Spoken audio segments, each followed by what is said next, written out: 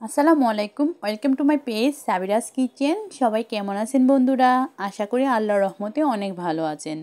আমিও আপনাদের দোয়ায় অনেক ভালো আছি।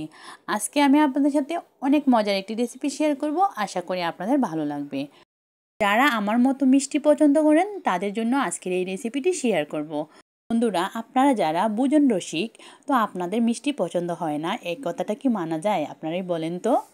অনেকেই বন্ধুরা আমাকে মিষ্টি খাওয়া নিয়ে অনেক কথাই বলে, তো আমি ওদের কথা একটু পাত্তা দেই না। আগে খাবার তারপর লোকের কথা।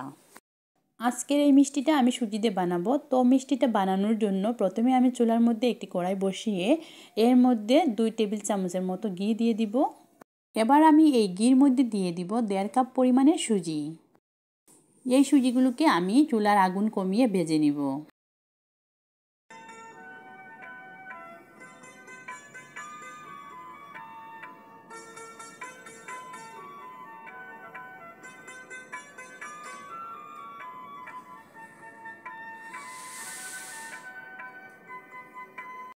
সুজিগুলোকে আমি এই রকম সাদা করে ভেজে নিয়েছি, এগুলোকে লাল করি নাই। এবার আমি এর মধ্যে দিয়ে দিব 1 মগ পরিমাণের লিকুইড দুধ। এর সঙ্গে দিয়ে দিব পরিমাণ করে চিনি। তো আপনারা যেরকম মিষ্টি খেতে পছন্দ করেন সেই পরিমাণে চিনি দিয়ে দিবেন। বন্ধুরা, চিনি দিয়ে অনবরত নেড়ে দুধটাকে শুকিয়ে নিব।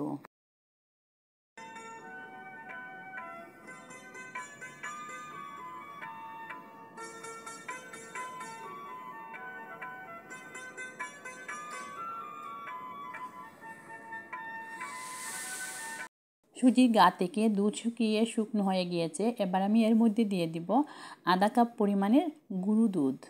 গুঁড়ো দুধকে ভালো করে সুজির সঙ্গে চামচ দিয়ে মিশিয়ে নিব।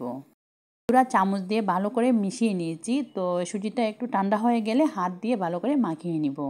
এবার আমি মিষ্টির জন্য শিরা তৈরি করব। তো বন্ধুরা, আমরা যেভাবে মিষ্টির জন্য নর্মাল শিরা বানাই, এরকম শিরা বানাবো না, যেহেতু আমি এর মধ্যে দুধ ব্যবহার করব।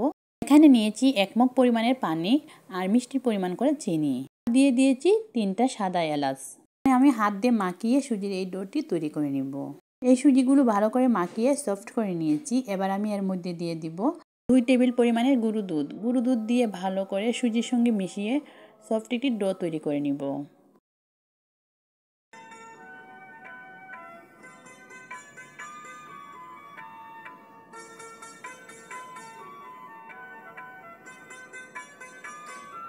কি বুঝতে পারছেন বন্ধুরা এই ডোটা কতটা সফট হয়েছে? শিরার মধ্যে দুধ দেওয়ার জন্য এখানে আমি 1 কাপ গুঁড়ো দুধ নিয়ে পানির মধ্যে মিশিয়ে নিচ্ছি। আপনারা গুঁড়ো দুধের পরিমাণটা কম বেশি করতে পারেন। আর বন্ধুরা, চিনি মিশানো এই পানির মধ্যে এই দুধটা মিশিয়ে নিব।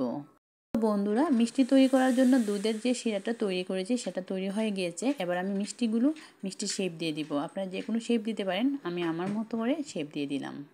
বন্ধুরা, এই মিষ্টিটা তৈরি করার সময় হাতের মধ্যে সাদা তেল অথবা ঘি লাগিয়ে মিষ্টিটা তৈরি করে নেবেন।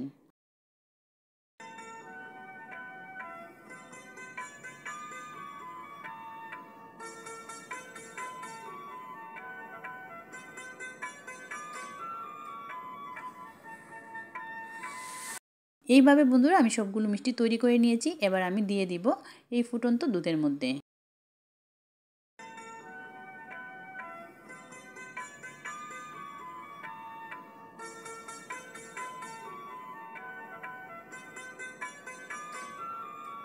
মিষ্টি আমি দিয়ে দিয়েছি। এবার ঢাকনা দিয়ে কিছু সময় রান্না করব। কিছুক্ষণ পর চলে আসলাম। দেখেন বন্ধুরা, গ্রেভিটা কতটা গাঢ় হয়েছে আর মিষ্টিগুলো কতটা সফট হয়েছে। তো এই পর্যায়ে আমি মিষ্টিগুলো নামিয়ে নিব।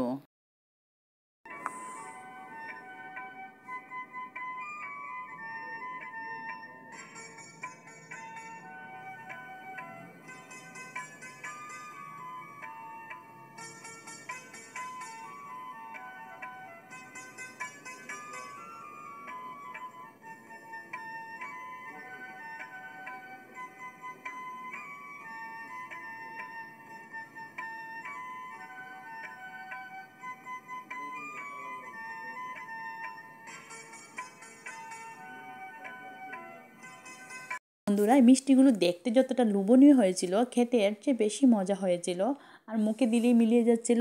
মানে আমার খুবই ভালো লেগেছে মিষ্টিগুলো। আমি প্রায় সময় এই মিষ্টিগুলি নিজে বানিয়ে খাই। তো আজকে আপনাদের সাথে শেয়ার করে নিলাম। অবশ্যই বন্ধুরা আপনার বাসায় এই মিষ্টিটা একবার হলেও ট্রাই করে দেখবেন। আর আমি যেভাবে উপকরণগুলো ব্যবহার করেছি সেইভাবে ব্যবহার করে দেখবেন, মিষ্টিগুলো মুখে দিলেই মিলিয়ে যাবে। দেখেন বন্ধুরা মিষ্টির ভিতরটা কতটা সফট ও নরম হয়েছিল। বন্ধুরা আপনাদের সাথে এই ভিডিওটা শেয়ার করতে করতে এখান থেকে আমি 3টা মিষ্টি খেয়ে ফেলেছি। তো বন্ধুরা আপনারা বুঝতেই পারছেন মিষ্টিটা কতটা মজা হয়েছিল।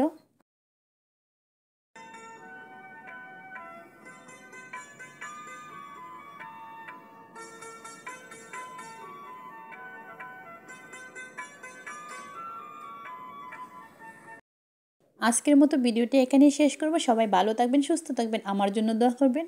আর যদি বন্ধুরা আমার এই ভিডিওটি আপনাদের কাছে একটু ভালো লেগে থাকে প্লিজ একটি লাইক ও কমেন্ট করে যাবেন। আর বন্ধুরা আপনারা যারা এখনও আমার চ্যানেলটি সাবস্ক্রাইব করেন নাই প্লিজ বন্ধুরা আমার চ্যানেলটি সাবস্ক্রাইব করে নেবেন আর পাশে থাকা বেল আইকনটি অবশ্যই বাজিয়ে দিবেন। আসসালামু আলাইকুম।